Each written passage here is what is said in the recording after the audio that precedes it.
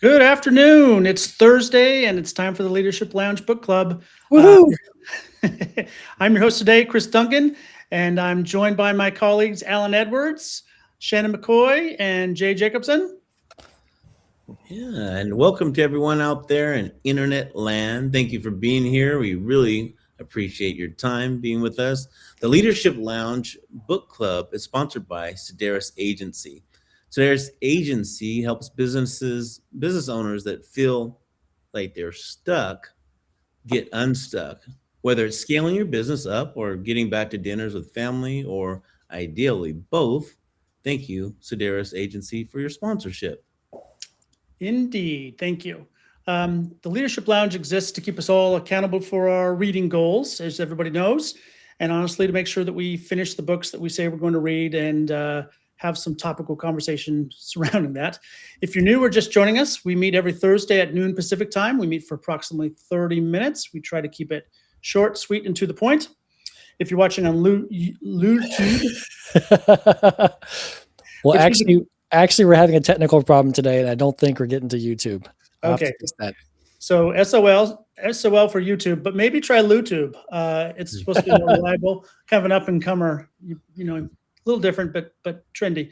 But still streaming on LinkedIn or Facebook as well. Join us live next week. Hopefully your LuTubes and YouTubes will be running by next week. You can get the links to that at sedaris.com/bookclub.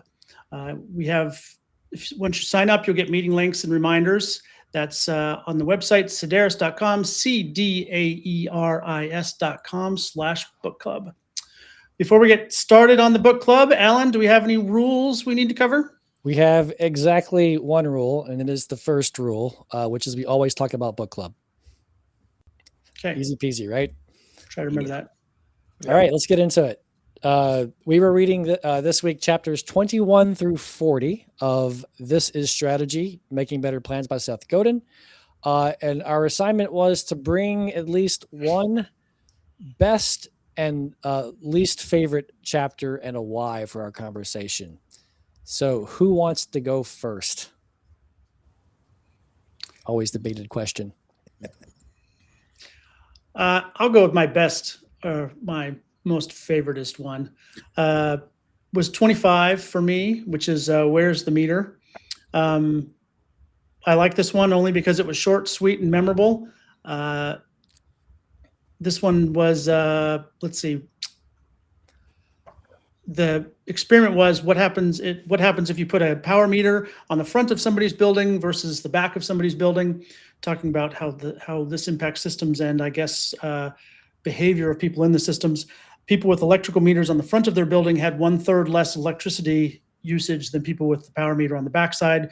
The presumption being that because it was visible, people felt more accountable to it and therefore consumed less electricity.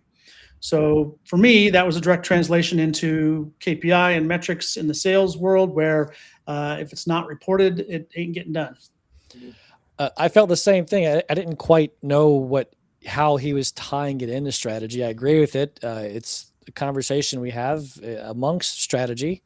I don't always know what these chapters are in there for. But definitely, my note there was, hey, this reinforces what we're already doing with finding KPIs, metric scorecards to make things visible so that we act on improving those numbers. Yeah. I had the same when I was reading through this. I don't even know where. I think it was some marketing class in college or something. There was a story about toothpaste that somebody went into Crest or whoever a toothpaste manufacturer is and says, "I know how you can triple your toothpaste sales." And of course, the executives want to say, "Well, how do we triple our toothpaste sales. And he says, well, sign here and we'll split the royalties. And I'm sure there's paperwork involved. But then he says, make the hole bigger. So the, the consumers are just going to squirt out more toothpaste onto the toothbrush, and therefore you'll sell more toothpaste because they'll run out quicker. I don't know. The meter is not the same as this, I realize, but it fell in my little brain bucket the same way. Like, I get this. This makes sense. It's on the front, use less power. Very cool. That also reminds me of the story of the shampoo and increasing shampoo sales by adding 3 words, rinse and repeat. Yeah, I don't have to worry about that. So I'm not sure what you're talking about. Yeah, I guess that would have fallen flat with you. So. Yeah. Well, Chris, while you have the floor, did you have a least favorite chapter? Oh boy, did I. Chapter 23, the dogs and mixed breeds.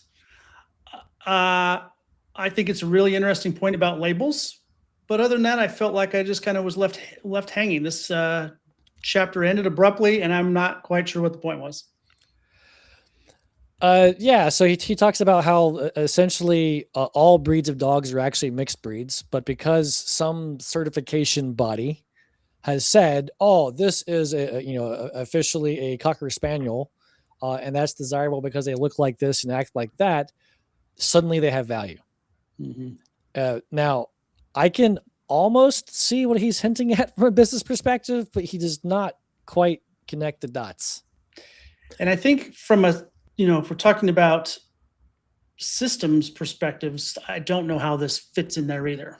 So I think one of the interesting points that was brought up in that chapter that I noted was the law of unintended consequences, where if the dogs didn't fit into that narrow category, they ended up in dog pounds or discarded or in other ways forgotten. So when we're looking at systems, we have to look at what are the unintended consequences of the things we put in place. And another unintended consequence from this chapter, which he also talks about in chapter 22, and I'll reference that in a second, is the inbreeding to get those qualities caused unhealthy dogs with health issues. Mm-hmm. Similarly, when Heinz and later Zagat created metrics to rate restaurants started, and colleges was another chapter about rating systems that were created, became popular, became a moneymaker, but then these colleges and restaurants started changing things to game the system, which at first, created some innovation, but after a while it was like, well, is this really important or is it just a score? Yeah. More unintended consequences. Yeah, that's kind of what I took out of it too, is that when you create a strategy, you want to be able to create a new status quo potential. I mean, potentially that's one way to get ahead of your competition, is to build something like people have to be certified. Now you're funneling that in as a potential business, but there's consequences to any type of progress in making people go one direction. Excellent. Yeah, I mean, again, I see lots of stuff that I can pull from the ether from some of these chapters. It's almost connected for me, but maybe I'm just not as smart as the intended reader. I don't know. Well, great. Well, Shannon, since you had the floor last, do you want to give us your favorite chapter? Yeah, I would say favorite chapter, I might go with well, I would say there's a kind of a cluster, because it's so hard for me to break this down into one chapter, because I took kind of like 21 through 25 and kind of have a summary of thoughts there. But let's say chapter 26, where it's talking about it's the ecosystem and climate after planting a seed that leads to its full growth or success. And so when you're thinking of a strategy, thinking about how it will be sustained, find a plan and then create the conditions for your project. I mean, it's some pretty deep thoughts there, but as leaders, what I think that means is putting a lot of thoughts into the strategy, including what support systems will hold it up for the future, for the long term. So I like that one. I took a couple of notes to highlight for this one. Nuggets that I liked, even though it's not my favorite chapter. Strategies crumble relying on someone with power. Mhm. Yeah. And the converse of this is ecosystem and climate is what I'm paraphrasing. Ecosystem and climate is what we need to control or find an existing system to benefit from. This was talking about disruption in the chocolate manufacturing, and it was a tough hill to climb, but the climate was right, the ecosystem was right to make those changes, and it wasn't just about one person, trying hard. Yeah. Uh, I And wonder I about had, this. I'm sorry. Uh, I had some, this was on my list of the least favorite because to me, it seemed it was more perspective than practice. There's some good points in it, but it just didn't seem to be readily applicable Yeah, in what I read and the perspective I was looking at it from. very good. But there were Yeah. some good points in it. I'll give you that. Yeah. Yeah, to tap in on that too, Alan, about the chocolate factory and the way things were going. This is kind of what I see as the deeper question behind a strategy is, what is your strategy? Is your strategy to just make money, or is your strategy to change things for the better? And in that situation, he was looking at like the morals behind decisions. Here he's got a company, but he's also got this concept of changing things for the better for the entire industry, and so that the entire industry follows him. Uh, So that's yeah, what well, he was he going for thought. quality versus quantity, and the fact is, he didn't actually change the industry. There's still a huge amount of quantity players out there. 15% of revenue is Halloween, but he said that they did create a market that there are people who prefer quality over quantity, and they're buyers. Interesting perspective. You also said about what is the strategy? Is it to make money or to make something better? But chapter 1 of this book, right, is what is strategy, and it's the process of being or becoming something in who you serve. Mhm. So I think in that mirror, these chocolate manufacturers who are going for quality, they were definitely mirroring that strategy. Didn't think about that till you said it. Yeah. Very Agreed. good. It's always interesting to see the different perspective that we each draw out of these things. And what's something that appeals to one person and resonates falls flat with somebody else. And I would have thought this would have been a chapter that I would have loved since I work with chocolate all the time. But I get the quality because that's what I work with, but it just the quantity part of it just didn't kind of set with me. But you bring some interesting perspective in what he was writing about in the chapter. What I just heard is book club is working. It is. Now, Shannon, did I already ask you about a least favorite? You did not ask me about least favorite, but I could not find one that's least favorite than the other. I felt like if I dig, I could find some direction for leadership and that I could apply in my life and the way to, yeah. So I could tell you, So I didn't have a least favorite, but I could tell you a summary that I got whenever we're ready for that. Cool. I've got 19 or so of them if you want to borrow one of mine.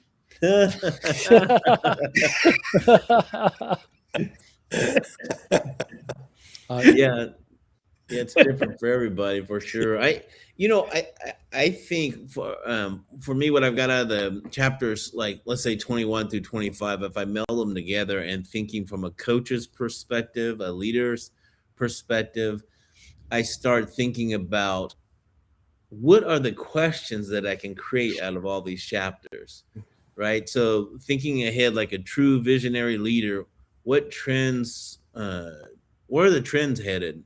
What problems are associated with this product or service idea? What is the current status quo and what's working and not working and so on? So I've got a ton of questions that I've created from these chapters. So speaking of trending, does anybody have any favorites or worsts from 30 to 40? Because I don't think I've heard any of those chapters pop up yet. My least favorite is 31, and my favorite's 28. Yeah. I have some quotables from 32, 33, 34, and 35, and 39 and 40 though. So Do you want to share the reasons for your favorite and your dislike? well, I'll share them and the reasons then. So I ended up picking my favorite was 28, which is there's games in every strategy. Yeah. And the key to me was calling it such. Actually calling it a game makes it easier to think outside yourself. Now, this was a very personal choice for me because my wife is rereading Eckhart Tolle's A New Earth right now, which talks about, getting ego out of things and just thinking about what is, not how you feel about it. Or I'm probably quoting that wrong too. Maybe that's my next book. But having these conversations with my wife about a lack of ego and recognizing what's going on, thinking outside yourself. To me, this is half of what metrics are, and this is half of what I love about being an entrepreneur, right? I don't think about it as, oh, my business is hard, or, oh, that idea failed.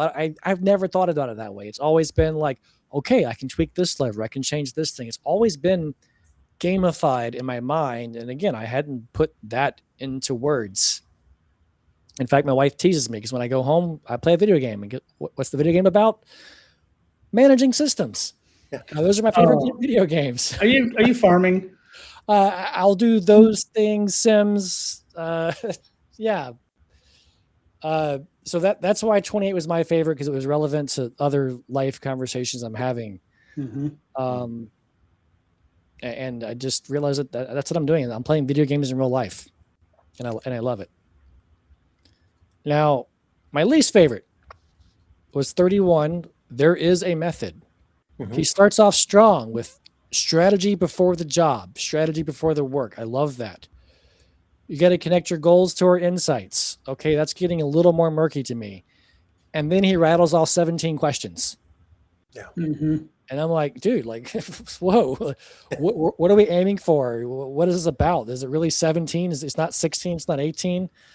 That bothered me. And I think even last time, my least favorite was a big list of stuff, of vocabulary words. So I just found that less valuable because it felt less actionable. You're asking a lot of me without a whole lot of reasoning why. And not really anything to do with those questions, unless, like some of the words we talked about last week, these questions are going to come up later, maybe? I don't know. Yeah, and it hasn't happened specifically yet, but I am getting more into the book as I understand how it's being presented, and I'm absorbing past concepts as well. Jay, I'm looking specifically for the Where's the Dip chapter because I'm getting a little hungry. Well, we have a solution for you. Jay, how about your favorite? My favorite was chapter 35. The chapter on trade-offs are unavoidable. Rome wasn't built in a day. And the reason that it really resonated with me is what trade-offs reveal in terms of who you are as a leader, who you are as an employee, the decisions that you make in those kind of tough decisions really reveal the character. And I'm one that's the realm in which I work a lot, is in trying to build character and build leadership. But, just understanding that when you say yes to something, how many things you're saying no to, or when you say no to something, how many things are opened up because you've made space available for that. But that chapter spoke very well to that. I also like the one on gaming. One of my favorite courses in college was on finite mathematics, which is the probability of all those things involved with games. And to this day, nobody will play any kind of card game with me because I always win. Oh, challenge accepted. Mm-hmm. Interestingly, Jay, 35 was my second favorite chapter. Mhm. I took very different notes than you did. Again, chapter is called Rome was built in a day. And one, I love the contrary nature to the quote, Rome wasn't built in a day. And it's also a little lover spat that Chris and Shannon and I have all the time. I'm very much like, hey, the Leadership Lounge Book Club. I'm like, all right, we want to do this. Okay, here's what we're going to do. It's done. Well, what about this, and this? Like, we will figure that out on the way. We will keep building it. Just like our last little move, fixing some credentials in YouTube, broke our YouTube channel. Okay. Yet Leadership Lounge Book Club is still built. Yeah. We have some stuff to fix and some things to improve. And I love that concept. As soon as you say it is, it is. And that's where, Alan, you and I are kindred spirits. I'm one of these, when I decide to do something, we just do it. Yeah. And then we fix it later. And yeah, we all need Chris's in our lives. So, Well, Chris is also, when it comes to techie stuff, he is the same way. Yeah. If it takes if it's a long, complicated series of things, I'm going to need to ponder it for a while and then get distracted by a shiny object and come back to it later. But once I'm in, I'm in. Yeah. Very nice. What about your least favorite? we already talked about my least favorite. It was, let's find it here, chapter 26. Yeah. That's right. The chocolate systems. And Thank we- you for that. Yeah. Well, I can go through and give a couple of other little highlights that I had made. So chapter 32, called "The Heartbreak of an Intuitive Strategy." A couple of things I wrote down. The rat doesn't know someone built the maze. Yeah. Yeah. Fact. And I think it was the same chapter where he says, sorry if I pause, like I have massive amounts of notes. He's saying many times we spend all of our time trying to win or master the game, right? Like trying to improve our business, trying to improve this Leadership Lounge Book Club. But we fail to step back and go, wait, who built this maze? Are we even playing the right game? That's deep. I also like the little quote in the same chapter, life without a project is gray. And I'm paraphrasing that a little bit. Like we need work in our lives. What that work looks like and how much of it is all personal choice, but without trying to accomplish something, life doesn't feel full. Another neat one from 33, hiding from a useful strategy. A strategy is not a goal. It is a set of choices we create and stick with. I love using internal examples, but Chris, Shannon, and I, we started some quarterly goals recently, and we're clicking away at it. And I am like, everything that comes up, like this is the goal because I am now fully bought into our annual goal and our 3-year goal. I'm ready for it, and I'm jazzed. And that's our strategy, right? The things that we decided to do to get there and stick with it. So that excited me. I can keep going. Somebody cut me off. 34, low-hanging fruit isn't. Why? It's already picked, and it's probably a trap. I mean, this is a paraphrasing of avoid get rich quick schemes, right? Yeah. I have the exact same note on my notes as well. We're the same So people. let's back up a minute and talk about how these relate to strategy. So these are great fun facts to hand down to grandchildren, but how is this tying into systems and strategy? Correct me. Let's discuss this. Strategy is different than systems. They're just highly linked. Okay. Check. All right. If somebody comes to me with a strategy like, oh yeah, all we got to do is this and then that, that's like a low-hanging fruit concept. I'm immediately going to be suspicious of a trap. So this is in here to say, warning, if your strategy includes low-hanging fruits, it probably isn't going to work well. Yes. Okay. I have a good friend of mine. He's a musician, and he's a data scientist and a sales and marketing guy. And he mixes those, and he's really successful. Well, the number of times he's like, oh, I have this idea for you. And he describes it to me, and he always ends the statement with it, and we're going to make buckets of money. And then he gets even more excited. He's like, you know what? Suitcases of money. And you know what? Dump trucks of money. Like, the more he thinks about it. But there are all these low-hanging fruits. I'm like, well, if it's that easy, then why isn't everybody doing it? Yes. Yeah. And I've tried a few of them. And, you know, there's been a couple of moderate successes and a lot of not so successes. But then again, that's most ideas. What I'm finding, Chris, is I think that how some of these things are applying to strategy is that it's the concept of sitting down thinking about like a combination of your mission, your vision, your purpose, all those things. It's like integrating all those things plus all your research, and it's just like an in-depth approach to before you do a project. So in some ways, I think it's almost the opposite of being a doer that jumps right on something. But I guess there's that combination there, right? Yeah. Well, Shannon, I like what you said.